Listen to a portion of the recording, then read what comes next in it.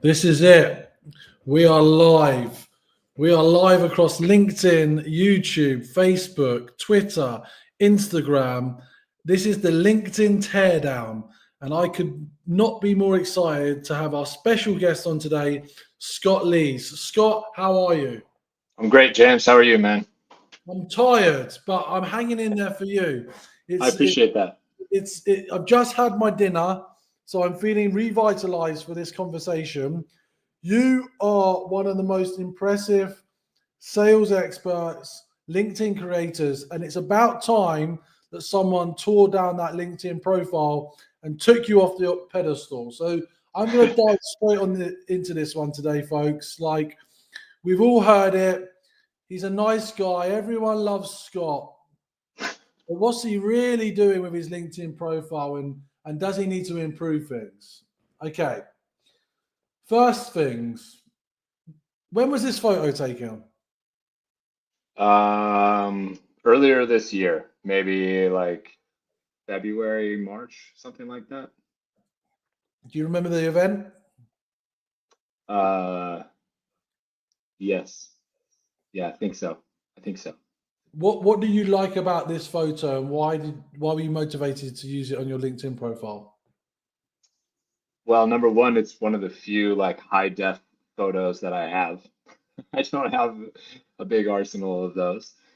Uh, I liked the fact that that I look calm and relaxed. It's very much like me. My Adidas Gazelle shoes on, I've been wearing since I was 16 years old.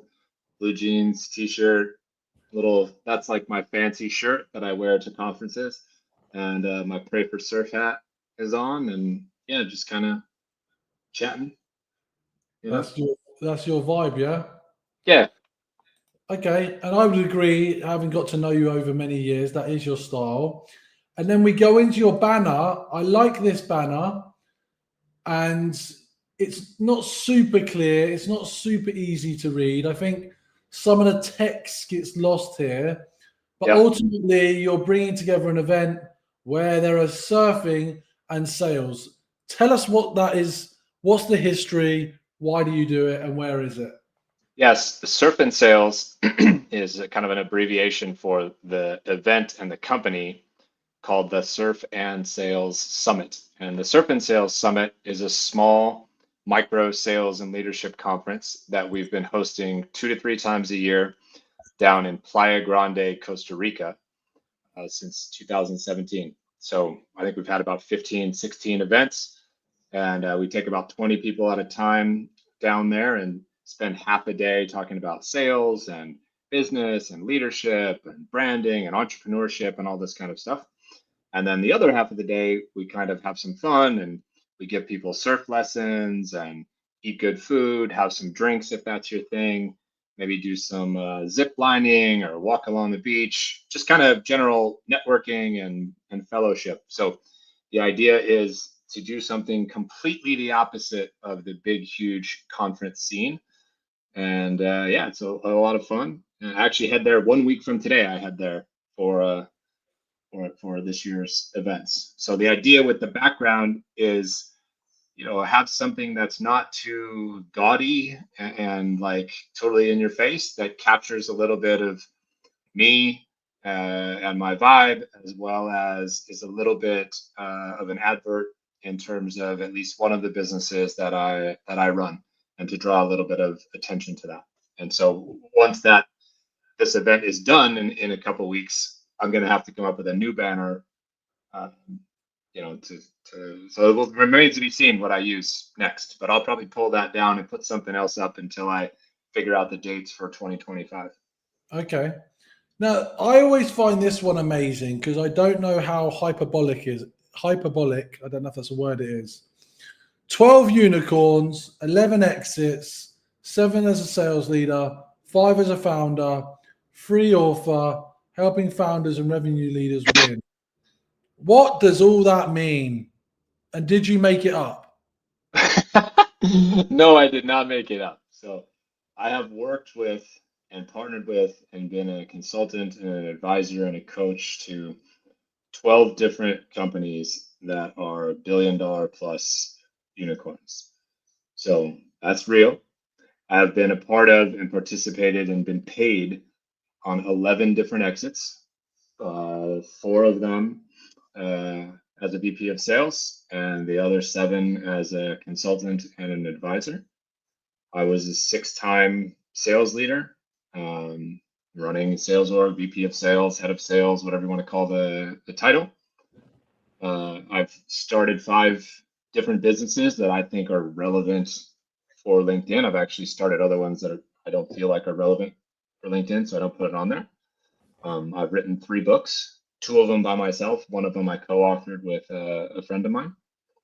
So the idea is to try to shine some light on some of the things that I've done to give me some credibility and help me stand out against a sea of competitors. There's arguably never been more competition for fractional sales leaders, go-to-market advisors than now. Every kid with 6 seconds of sales experience who can't get a job has suddenly positioned themselves as a go-to-market leader. So I'm trying to call some attention to my background and the things that I've done to hopefully, help distinguish me from somebody who's maybe got a nice brand, but actually hasn't done anything and built anything successfully in the ways that I have. I feel pretty proud of the track record that I've got. And so I'm just trying to call a little bit of attention to that. I respect that. And we know it's real. Now, what is your bread and butter, as we say in the UK? What pays the bills? Is it coaching courses? Is it online community? Is it events? Is it consulting? Is it equity? What pays your bills to have such a lovely backdrop and house? I mean, my consulting business is by far the biggest earner for me. I serve as a fractional CRO and go-to-market consultant, typically for between about 8 to 12 different companies from all around the world at a time. The equity stuff is not reliable whatsoever. You get some nice little payouts now and then, but it's not enough to fully just sustain yourself and live off of, but it's sort of just an extra stream of income. Surf and Sales is a nice profitable business, but we only host 2 or 3 of them a year. So that's, not enough, but it's again, a nice secondary stream of income, tertiary stream of income, perhaps. Coaching stuff I just kind of do on the side. Some community stuff I've done on the side, running things like Thursday Night Sales and Go-to-Market United and and things like that. I've run private coaching communities before. I do one-to-one coaching primarily with VPs of sales. So all of these things, they all go to the same place. It all ends up in the same place, as my grandmother used to say when I didn't want to eat my vegetables and whatnot. It all ends up in the same place. Just eat it. So I have all these different ways that I'm trying to earn, and they, all kind of roll into how I make money and how I, sustain my lifestyle and that kind of thing. But certainly the consulting business is the main thing, and I try to keep the main thing the main thing. Okay, so bringing it back to LinkedIn for a moment, I've been testing services myself recently. Have you had any luck generated any leads that have converted to any good revenue through having a services page on LinkedIn? I can't say that I can specifically credit that section. No. I get a couple leads specific through that, but mostly people just send me a DM and say, I've heard about you or saw what you do, would love to chat with you. So I don't know that service section in particular converts really well for me. Gotcha. And here's the biggie. I just had Adam Robinson from Airbnb on. Yep. And we were talking about crossing the milestone of 100,000 followers. Sam Jacobs did it this year. A few others have got there. I think John Barros is well beyond it. What did it mean to you to cross 100,000 followers? Who cares or who doesn't care? But how, more importantly, did you get there, and how has it benefited your business and brand? Well, unlike Adam, I did not have a meteoric rise. Unlike Sam, I did not have a meteoric rise. I think for me, it's more of a kind of a daily grind. I really kind of committed to this around 2016 or so. So I've been kind of posting damn near every day for about 8 years now. And I've never had a crazy viral post. I've never had a post that did 1 million impressions. I've never had what I see a lot of other people get. I think I'm more like a I'm more like a bar band, that's just like constantly on tour 365 days a year, just picking up one fan at a time per show, couple per city that I go to. So it's been a grind. It's consistency. It's trying to be as helpful as possible to as many people as I can all the time, and just try to give and serve people. As far as 100,000, I mean, it's a cool little milestone. I think people who say that it's not are probably lying to you. It looks a lot better than 99,782. 100,000 looks better. It's not like you cross 100,000 and then all of a sudden all this business shows up, right? I also used to have about 20,000 more followers, and in the great LinkedIn bot purge of 2023, I, like a lot of other people, lost a bunch of followers that maybe were bots or dead accounts, inactive accounts, whatever. So, I've experienced a little bit of the up and down with it, but for me, it's more about just slow and steady kind of growth. No hacks, no pod behavior, no, tools doing auto commenting or auto liking on anybody's content or posts or anything like that. Just a daily grind, man. You've got it. What are you upset about on LinkedIn this year, particularly? What's hurting you though? What's getting you down despite all of the effort you're putting in?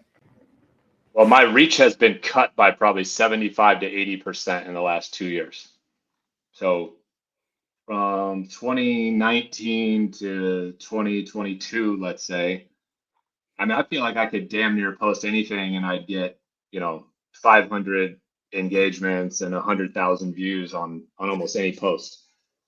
And now it's very, very rare for me to get something that crosses 500 engagements and crosses 100,000 views. So that's quite frustrating, as somebody who's been on this platform and invested tons of time and energy and long hours. That's frustrating. You see other people who arguably are posting stuff that, for the life of me, I don't understand why anybody's interested in it. And there's not really much there. And you see their posts go viral. So I'm not above like petty jealousy, frankly. I shouldn't care about what other people's results are, but I do. I shouldn't get mad because James's post does better than Scott's, but I do.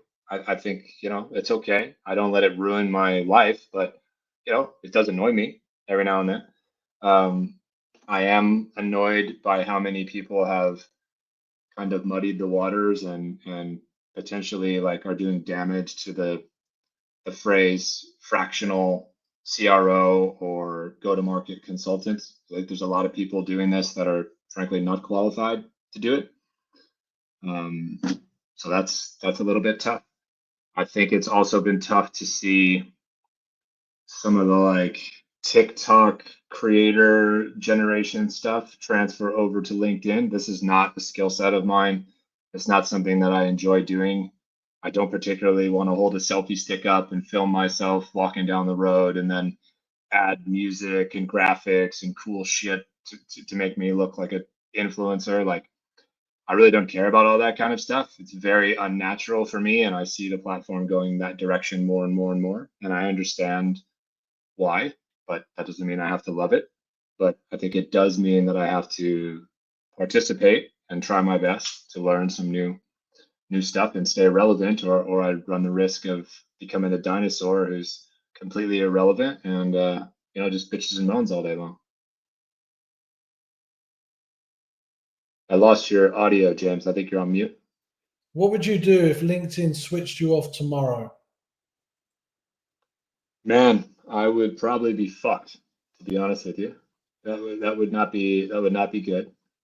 I have heard everybody for a long time say you don't own your audience, you rent your audience, and you need to have all 115,000 followers of yours be on a big email list, and you need to have a newsletter and all this kind of thing.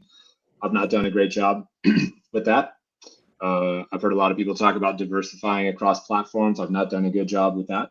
I have like 6,000 something followers on Twitter, roughly 1,000 on TikTok, 600 maybe on Instagram, almost nothing on YouTube. So I'd be in big trouble, man. Most of my business over the years has come from either referrals, direct referrals from like VCs or founders that I used to work with, stuff like that, or through content and through my LinkedIn profile and people DMing me. So it's been a big part of my business, and if it went away, I'd be in trouble. I'd have to pivot pretty dramatically and figure things out. Fortunately for me, I've been at this game a long time, and I'm in a good place. I've been blessed in my career financially, so I guess absolute worst case scenario, maybe I have to go get a VP of sales job, CRO job again one day, right? That would be a quote unquote disaster, which in the grand scheme of life is not a disaster at all. So No. I'd probably get over it, and I'd probably be okay. Okay, I love that response. What's happening right now in the sales tech space? AI seems to be eating up every workflow, every technology that you and I have promoted, used, talked about in the last Yeah. 5-7 years seems to be getting eaten alive right now. It's frightening. I don't know what it means for the future of sales. I don't know what it means. I think there's mass confusion right now around what an SDR is or isn't. What humans plus AI? What's your view on all of this coming together?